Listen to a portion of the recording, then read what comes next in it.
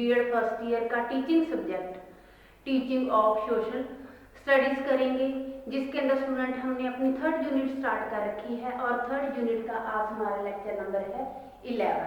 Lecture number 11 शुरू करने से पहले स्टूडेंट हम डिस्कशन कर लें कि लेक्चर नंबर 10 के अंदर हमने क्या किया। लेक्चर नंबर 10 के अंदर स्टूडेंट हमने क्लियर किया कि जो मनोरंजनात्मक गतिविधियां होती हैं उसके अंदर हमने कम्युनिटी फेस्टिवल, जो सामुदायिक उत्सव होते हैं, उसके अंदर पहले स्टूडेंट मैंने आपको बताया समुदाय का अर्थ, फिर उसकी डेफिनेशन दी, फिर बात की कि उसके आवश्यक तत्व, विशेषताएं, और स्टूडेंट फिर हमने जो समुदाय के अंदर एक मनोरंजन के रूप के अंदर या आए वर्ष के अंदर जो महीने के अंदर कोई फेस्टिवल आते हैं पूरे भारत के अंदर मनाए जाते हैं उनका वर्णन किया। तो आज लेक्चर नंबर 11 के अंदर स्टूडेंट हम क्लियर करने जा रहे हैं अगली हमारी जो मनोरंजनात्मक गतिविधि है क्रीडन जिसे इंग्लिश के अंदर गेमिंग बोला जाता है। तो स्टूडेंट पहले हम डिफाइन करते हैं क्रीडन, जो खेले हैं, खेलों का हमारी लाइफ के अंदर क्या महत्व है या शिक्षा के अंदर उसका क्या महत्व है, क्योंकि जो स्टूडेंट खेले हैं खेलों के अंदर जो शिक्षण अधिगम प्रक्रिया है उसके अंदर सक्रिय आती है और जो व्यू रचनाएं हैं, व्यू रचनाओं खेलों के द्वारा व्यू रचनाओं का चयन भी किया जाता है।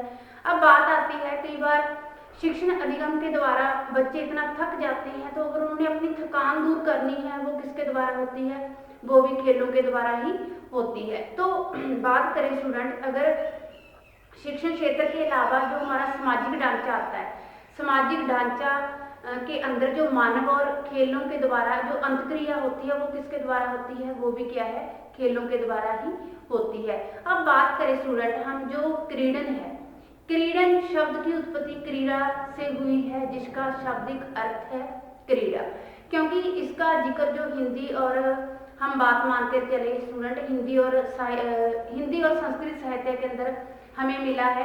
तो स्टूडेंट जो क्योंकि क्रीड़ा शब्द की जो क्रीड़ा शब्द है वो विभिन्न प्रकार के लिए खेलों के अंदर ही उसे प्रयुक्त किया जाता है। अगर हम दूसरी तरफ बात करें जो आंग्ल भाषा है, आंग्ल भाषा में जो क्रीड़ा है, क्रीड़ा गेम के लिए प्रयुक्त होता है। गेम से फिर अगर हम इंग्लिश के अंदर बात करें गेमिंग भी यूज होती है और गेम भी यूज होता है। तो ये स्टूडेंट अलग अलग जो क्रीडन से रिगार्डिंग अलग अलग भाषाओं के अंदर अलग अलग शब्द हैं, अलग हिंदी साहित्य के अंदर संस्कृत साहित्य के अंदर मोस्टली एक जैसे मिलते हैं, इंग्लिश का अलग अपना एक रूप है, वो अलग उसका वर्ड कहने का, शब्द कहने का एक तरीका है।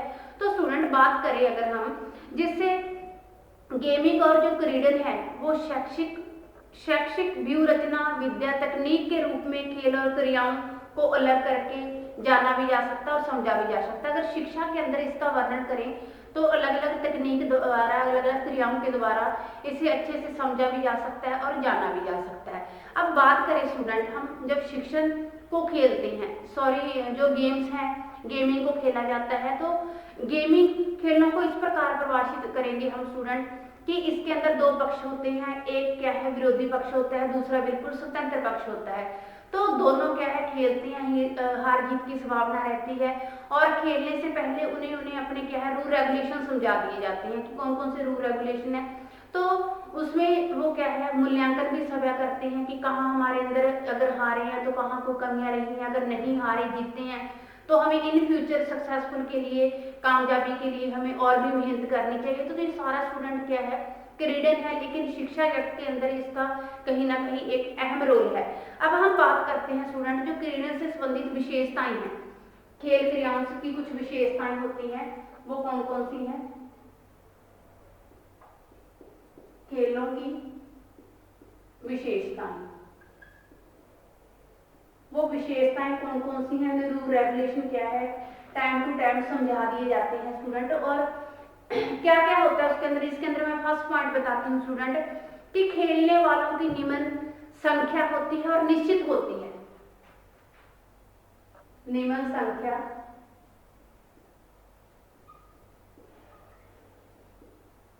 संख्या और निश्चित होती है। जो खेलने वाले खिलाड़ी होते हैं वो क्या है निम्न संख्या के अंदर और निश्चित होती है, कोई ये नहीं है कि ज्यादा एडजस्ट कर लिया या किसी को कम कर लिया, निश्चित होती है। सेकंड पॉइंट इसी के अंदर हम क्लियर करते हैं खेलों से रिगार्डिंग जो उनकी विशेषताएं हैं। तो खेलने वालों के सामान्य लक्ष्य प्राप्त होता है। जो खेलने वाले होते हैं उनको एक सामान्य अपना जो लक्ष्य है वो प्राप्त होता है, सामान्य लक्ष्य प्राप्त होता है। फिर अगला स्टूडेंट अगला पॉइंट आता है इसी के अंदर कि हम खेल के कुछ नियम होते हैं। जो हर खेल है, कोई भी खेल है, चाहे छोटी गेम है चाहे बड़ी गेम है, चाहे कोई नेशनल चाहे इंटरनेशनल चाहे कोई लोकल फील्ड की गेम है, तो उसके कुछ ना कुछ नियम होते हैं। उन नियमों को मानना पड़ता है। अगर कोई भी स्टूडेंट उसे नहीं मानता तो उस खेल का कोई महत्व नहीं होता। इसके क्या है, कुछ नियम होते हैं, नियम होते हैं।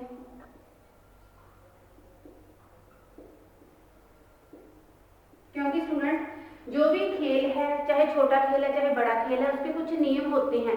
बिना नियमों के उस खेल का कोई महत्व नहीं होता। तो स्टूडेंट अब हम बात करते हैं इसी के अंदर अनुकरण और अनुकरण क्रीडन। क्रीडन जी जिसे बोल सकते हो आप, अनुकरण और अनुकरण, अनुकरण क्रीडा या क्रीडन भी आप बोल सकते हो। स्टूडेंट क्या है, इसको हम अलग अलग डिफाइन करेंगे कि अनुकरण और अनुकरण के अंदर क्या क्या रूल रेगुलेशन होते हैं। तो इसके अंदर हम फर्स्ट क्लियर करते हैं अनुकरण। अनुकरण को स्टूडेंट डिफाइन करते हैं। जो अनुकरण है, अनुकरण एवं अनुकरण परिस्थिति में खेला जाता है। इन दोनों को क्या है, अलग अलग परिस्थितियों के अंदर खेला जाता है। तो स्टूडेंट जो अनुकरण को हम डिफाइन कर रहे हैं कि यह प्राय जो खेल है वो क्रियाओं के अंदर भाग लेकर खेला जाता है, जो अनुकरण है। क्योंकि इसके अंदर जो भी बच्चा है उस क्रियाओं के अंदर भाग लेकर खेलता है, उसको अनुभव प्राप्त होते हैं। फिर वो किसी न किसी विषय से जुड़े होते हैं। जो भी ये अनुकरण होता है, अनुकरण के अंदर जो भी खेलें खेली जाती हैं वो क्रियाओं के द्वारा खेली जाती हैं और उन्हें एक्सपीरियंस अनुभव प्राप्त होता है। वो कुछ ना कुछ सीखता है। सीखने के बाद स्टूडेंट फिर वो क्या है, जो भी कुछ सीखा है वो किसी विषय से रिगार्डिंग होता है। अब हम बात करते हैं अनुकरण की। जो अनुकरण क्रीडन है,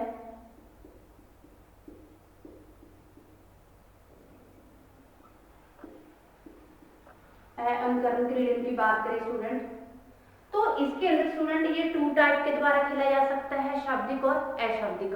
क्योंकि इसके अंदर कुछ तथ्य होते हैं, कुछ सिद्धांत होते हैं, कुछ नियम होते हैं, उनको सीखा जाता है। फिर वो पाठ्यक्रम और सह पाठ्यक्रम क्षेत्र से जुड़े होते हैं।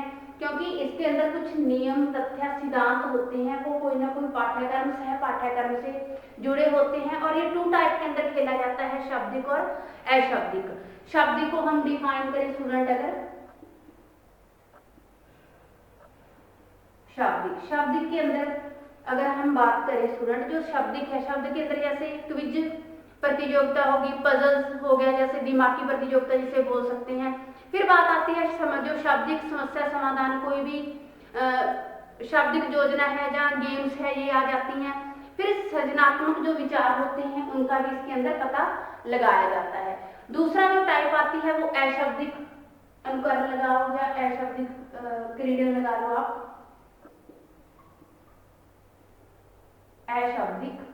अशाब्दिक के अंदर कैसे स्टूडेंट, जिसके अंदर बोला नहीं जाता, सिर्फ किसी न किसी क्रियाओं के द्वारा कोई चीज बनाई जाती है, उसके द्वारा खेला जाता है। जैसे कोई भी प्रदत्त सामग्री है, प्रदत्त सामग्री के द्वारा कोई चीज को प्ररूप तैयार करना, कोई चीज का बनाना। आप मान लो कोई भी कच्चा माल है, उसकी कोई चीज बना दी। फिर आता है कोई डिजाइन या चित्र को पूरा किया जाता है इसके अंदर बिना बोले। फिर आता है स्टूडेंट जो प्रदत्त अक्षर होते हैं, प्रदत्त अक्षरों की सहायता से अधिक शब्द बनाना, ये अशाब्दिक क्रीडन के अंदर आता है। अब हम बात करते हैं स्टूडेंट जो इसके अंदर कुछ कंप्यूटर खेल भी आते हैं। कंप्यूटर खेल का जिक्र करेंगे, अगला पॉइंट है हमारा कंप्यूटर खेल। क्योंकि ये भी एक टाइप का खेल है जहां हमें एक देश के साथ दूसरे देश के जोड़ने का काम करता है। वही ये हमारा क्या है, मनोरंजन का साधन भी है। क्योंकि जो कंप्यूटर है, कंप्यूटर ने अधिगम शिक्षण के अंदर एक क्रांति ला दी है। इसके द्वारा कंप्यूटर खेलों के अंदर अनुकरणीय और अनुकरणीय परिस्थितियों में भी ये खेलें प्रदान की जा सकती है। यह बच्चा घर बैठे मनोरंजन के साथ कोई भी गेम खेलता है, वो गेम के अंदर भी रूल रेगुलेशन होते हैं, आप मान के चलो, क्योंकि जो कंप्यूटर है, कंप्यूटर विभिन्न परिस्थितियों के साथ, विभिन्न नियमों के साथ कोई बच्चा खेलता है, फिर उसे क्या है, रुचिपूर्ण ढंग से मनोरंजन के साथ खेलता है। अगर हम बात करें कंप्यूटर खेलने के साथ साथ अगर एक टीचर अपने शिक्षण के अंदर कोई गणित, सामाजिक विज्ञान पढ़ा रहा है, तो कंप्यूटर के द्वारा वो आसानी से पढ़ा सकता है, क्योंकि जो कंप्यूटर है, कंप्यूटर के अंदर ऐसे सॉफ्टवेयर और हार्डवेयर हमें मिले हैं ताकि किसी भी जो विषय है, सब्जेक्ट है, उसे अच्छे से पढ़ाया जा सके। अगर हम दूसरी तरफ बात करें, अगर बच्चों के अंदर विभिन्न स्किल्स को डेवलप करना है, जैसे तर्क शक्ति, बच्चे की चिंतन शक्ति, सृजनात्मक शक्ति का विकास करना है, तो भी वो क्या है, कंप्यूटर के द्वारा आसानी से हो सकता है, क्योंकि वो उसके अंदर विभिन्न खेलों के द्वारा रूल रेगुलेशन अपनाकर बच्चा जो अपनी चिंतन शक्ति है, तर्क शक्ति है कि कैसे मैंने कौन सी चीज कैसे करनी है, कहाँ वो सेट आ रही है, कहाँ उससे मुझे नुकसान भरपाई या मुझे हार जीत का आगे लेकर जा सकते हैं। जो कंप्यूटर के द्वारा भी हम बच्चों को अनेक प्रकार की खेलों के बारे में जानकारी दे सकते हैं और बच्चा उसे रुचिपूर्वक सीखता है और क्या है, पूरे मनोरंजन के साथ सीखता है। अब हम बात करते हैं जो खेलें हैं, खेलों का कौन कौन से लाभ हैं, आप शैक्षिक लाभ भी इसे बोल सकते हो।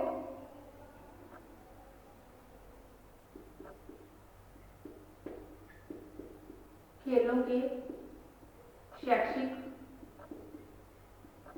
लाभ, वो शैक्षिक लाभ कौन कौन से हैं स्टूडेंट, उसे भी क्या है, हम पॉइंट टू पॉइंट एक्सप्लेन करेंगे, जिसके अंदर स्टूडेंट मैं फर्स्ट पॉइंट बताती हूँ कि खेलों के द्वारा जो अधिगम करता है, अधिगम करता कल्पनाशील बनाता है, अधिगम करता कल्पनाशील बनता है,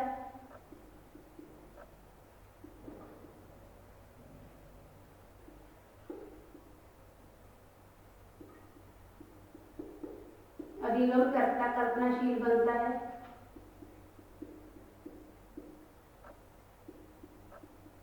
सेकंड पॉइंट आप ले लीजिए स्टूडेंट, खेलों से ही रिगार्डिंग कि जो अधिगम करता है, जो छात्र है, वो अत्यधिक जिज्ञासु बन जाते हैं, जिज्ञासु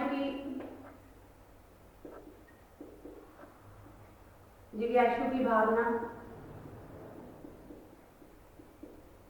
जिज्ञासु की भावना भी स्टूडेंट है, छात्र है या अधिगम करता है, उनके अंदर हमें विशेष रूप से देखने को मिलती है। फिर बात आता है कि जब विद्यार्थी एक परिस्थिति से या आप एक स्थिति से दूसरी स्थिति के अंदर अधिगम को प्रशिक्षित करने में भी सहायता मिलती है, आता है स्टूडेंट, अधिगम को प्रशिक्षित करने में सहायता मिलती है।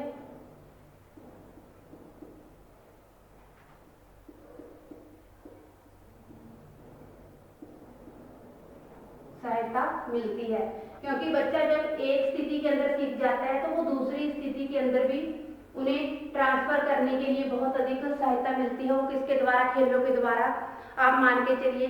फिर बात आती है कि क्योंकि विद्यार्थी इस योग्य हो जाते हैं कि जो उनके महत्वपूर्ण वैल्यूज हैं, मूल्य हैं, उन्हें भी सीख जाते हैं। फिर स्टूडेंट आता है जो खेलों से रिगार्डिंग विभिन्न स्किल्स हैं, कौशल हैं, आप उन्हें समझते हैं, फिर उन्हें कहाँ किस ढंग से प्रयुक्त करना है, ये चीजें वो आसान से कवर कर लेते हैं, कैच कर लेते हैं। फिर बात आती है स्टूडेंट कि खेलों के द्वारा जो विभिन्न प्रकार की खेलाएं हैं, उनके द्वारा उपकल्पनाओं को बनाने और अपनाने में भी सहायता मिलती है। फिर बात आती है स्टूडेंट की जो खेलें हैं, खेलों के द्वारा विभिन्न धारणाओं को अच्छी रूप से स्पष्ट किया जा सकता है। तो ये स्टूडेंट हुए शैक्षिक लाभ की शिक्षा के क्षेत्र के अंदर खेलों के क्या क्या बेनिफिट्स हैं, क्या क्या लाभ हैं। अब हम बात करते हैं कि खेलों को प्रभावी बनाना, खेलों को प्रभावी बनाना,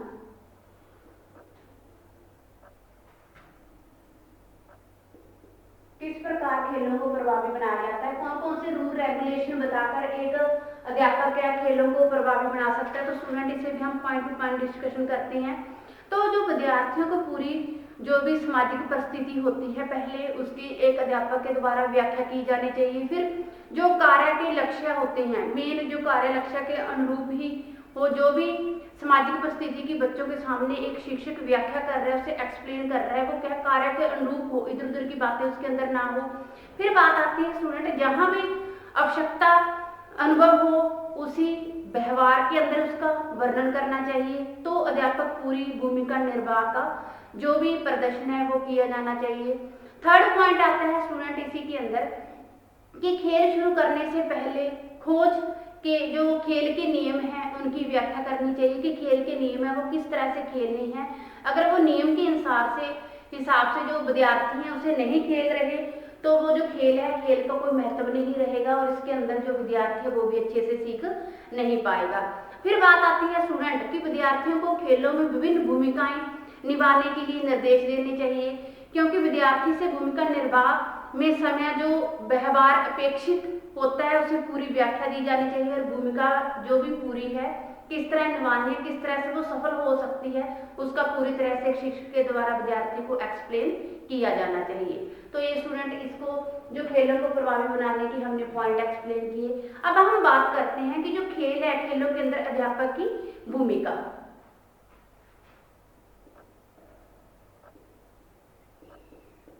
खेलों में अध्यापक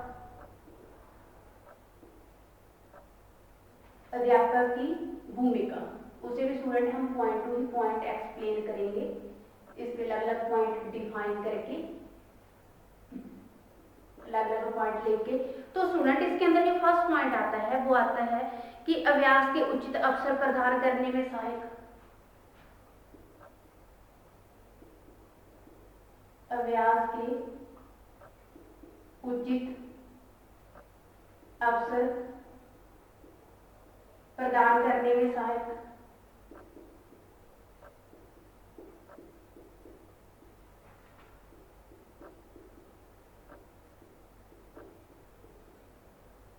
प्रदान करने में है, क्योंकि स्टूडेंट हम डिस्कशन कर रहे हैं खेलों के अंदर जो अध्यापक है अध्यापक की भूमिका कैसे होती है।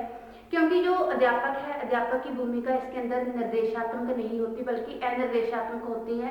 अध्यापक वहीं पे रोल अदा करते हैं जब एक बच्चे हैं, बच्चों को कोई भी गेम्स है क्रीडन है उससे रिगार्डिंग रूल रेगुलेशन समझाने हैं, या इसका हमारा मेन लक्ष्य क्या है, हार जीत के बारे में बताना है, या अगर बच्चा एक फील्ड के अंदर कामयाब होता है तो उसे अगले लेवल पर पहुंचकर और कुछ भी अधिक सीखने को मौका मिलता है, तो बार बार उसे मौके मिलते हैं। अब हम बात करें कि जो खेल है खेलों के अंदर एक अध्यापक की भूमिका अनिर्देशात्मक है, निर्देशात्मक नहीं होती। तो इसी के अंदर मैं आपको फर्स्ट पॉइंट क्लियर कराने जा रही हूँ स्टूडेंट की अभ्यास के उचित अवसर प्रदान करने में सहायक। क्योंकि जो खेलें हैं खेलों के कोई भी आप स्टडी लगा लो, स्टडी मैथ है, मैथ के अंदर मैं आपको थोड़ा सा एक एग्जांपल दे रही हूँ कि जब एक टीचर ने बच्चे को समझाना होता है कोई भी सम तो अलग अलग वो मेथड्स यूज करता है। अब जो मैथ ऐसा सब्जेक्ट है जो एक टीचर के द्वारा बेशक कितना ही बताया जाए जब तक हम उसे प्रैक्टिकल करके खुद नहीं देखेंगे तो हमें उसका जो सम है सम जो टीचर के द्वारा समझाए हुए पता नहीं चलेंगी। तो वही जो अभ्यास है अभ्यास के का जो मौका है एक बच्चों को खेलों के अंदर भी दिया जाना चाहिए, क्योंकि गेम्स भी ऐसी चीज है जिसके अंदर हमें बार बार अभ्यास की जरूरत होती है। अगर अभ्यास जहाँ हमें अभ्यास की आवश्यकता पड़ती है वहाँ पर अभ्यास भी एक अध्यापक को करवाया जाना चाहिए, क्योंकि बिना अभ्यास के कोई भी चीज सक्सेसफुल नहीं हो सकते हम। तो गेम भी ऐसी ही है जिसके द्वारा हम एक व्यक्ति है चाहे बच्चा है चाहे कोई भी है वो नेशनल इंटरनेशनल फील्ड पर तब तक नहीं पहुंच पाता जब तक वो उससे रिगार्डिंग अभ्यास नहीं करता। तो शिक्षण के क्षेत्र के अंदर भी समय सारणी के अंदर टाइम टेबल के अंदर अभ्यास के जो नियम है रेगुलेशन है वो बनाए जाने चाहिए ताकि बच्चा गेम से रिगार्डिंग टाइम पर अपनी प्रैक्टिस कर सके। फिर बात आती है स्टूडेंट की शिक्षण अधिगम प्रक्रिया में योग्यता। शिक्षण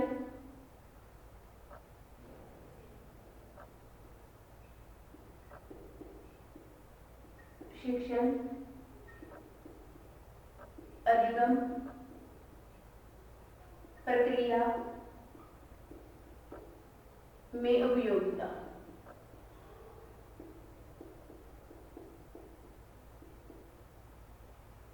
क्योंकि स्टूडेंट हम बात करेंगे शिक्षण अधिगम प्रक्रिया में उपयोगिता जो है, क्योंकि खेले और क्रीड़न जिससे संबंधित जो भी क्रियाएं हैं विद्यार्थियों को बिल्कुल सजग, तत्पर, क्रियाशील रहकर ही अनुक्रियाएं करनी पड़ती हैं।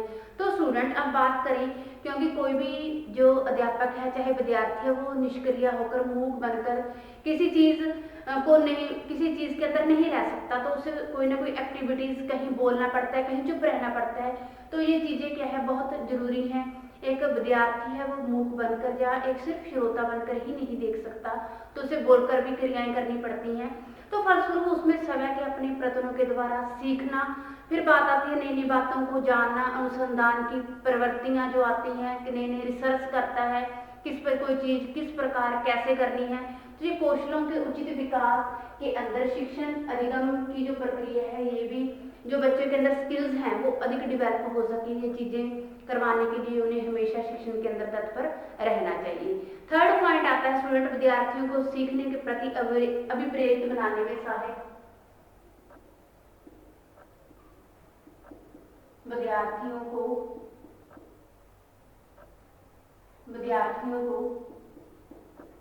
सीखने में अभिप्रेरित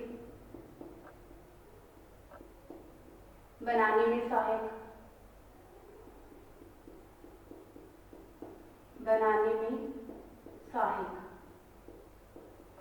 अब स्टूडेंट मीन्स मोटिवेशन।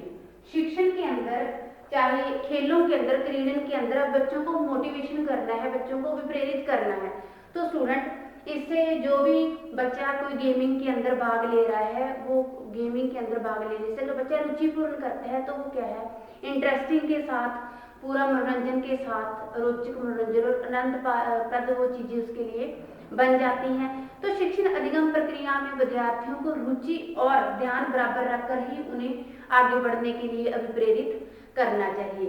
अगला पॉइंट स्टूडेंट हम क्लियर करते हैं इसी के अंदर कि विषय वस्तु से संबंधित ज्ञान को ग्रहण करने में सहयोगी।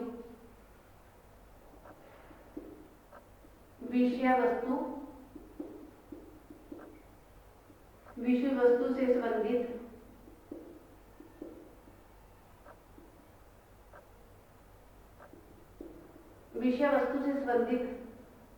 ज्ञान को ग्रहण करने में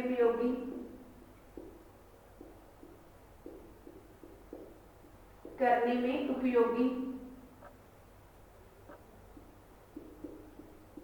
तो स्टूडेंट अगर हम बात करें विषय वस्तु से, अब बात आई है कि विषय वस्तु से संबंधित ज्ञान को ग्रहण करने में उपयोगी।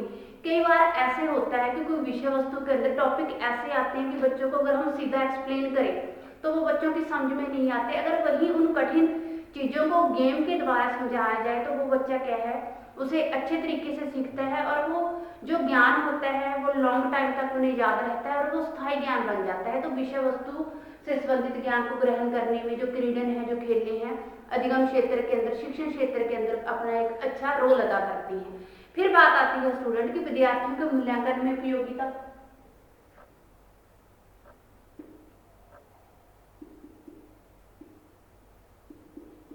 विद्यार्थियों के मूल्यांकन में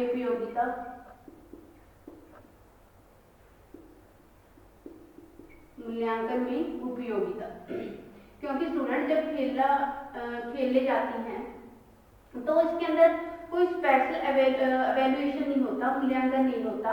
तो क्योंकि दो पक्ष होते हैं, एक स्वतंत्र पक्ष होता है, दूसरा विरोधी पक्ष होता है, तो वो अपने ही हिसाब से खेलते हैं, अपने हिसाब से निर्देश देते हैं। उन्हें जो खेले होते हैं, खेल के जो रूल रेगुलेशन होते हैं, उनका जो लक्ष्य होता है वो पता होता है। तो इसके अंदर स्पेशल एवेल्युएशन करने की जरूरत नहीं है। खेलों के अंदर सिर्फ दो पार्टियां होती हैं, दो पक्ष होते हैं, एक विरोधी एक स्वतंत्र। तो वो खेल को रूल रेगुलेशन के हिसाब से खेलते हैं। हार जीत की इसके अंदर संभावना होती है। जो हार जाता है वो उनको अपने वीक पॉइंट पता चल जाता है कि हम कहाँ आ रहे हैं, हमें कहाँ हमारे कमी है, इन फ्यूचर हमें किन चीज़ों की जरूरत है। जो जीत जाते हैं वो इन फ्यूचर और भी सक्सेसफुल होने के लिए प्रैक्टिस करते हैं। तो इसके अंदर स्पेशल एवेल्युएशन की जरूरत नहीं होती।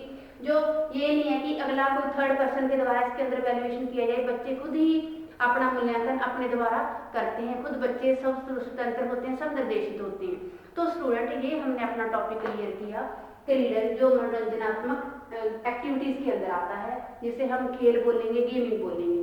जिससे पहले मैंने आपको क्रीडन के बारे में बताया, फिर बताया स्टूडेंट जो क्रीडन है, खेले हैं, खेलों की विशेषताएं कौन कौन सी होती हैं।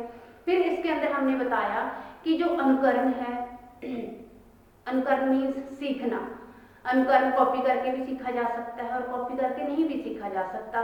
अनुकरण के अंदर कोई ना कोई विषय से रिगार्डिंग भी अनुकरण हो सकता है, बच्चा उसके अंदर भाग लेता है, सीखता है। फिर आता है अनुकरण, जो क्या है शाब्दिक और अशाब्दिक दोनों तरीके से हो सकता है, उसे हमने अलग अलग क्लियर किया।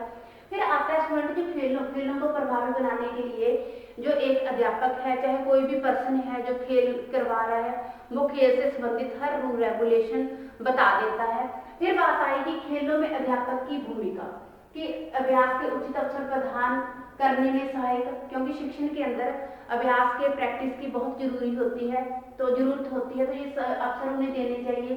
शिक्षण अधिगम प्रक्रिया में उपयोगिता, विद्यार्थियों को सीखने में प्रेरित करने में सहायक, विषय वस्तु से संबंधित ज्ञान को ग्रहण करने में उपयोगी।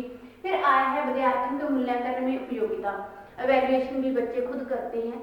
तो ये स्टूडेंट हमारा टॉपिक हुआ खत्म। Thanks students.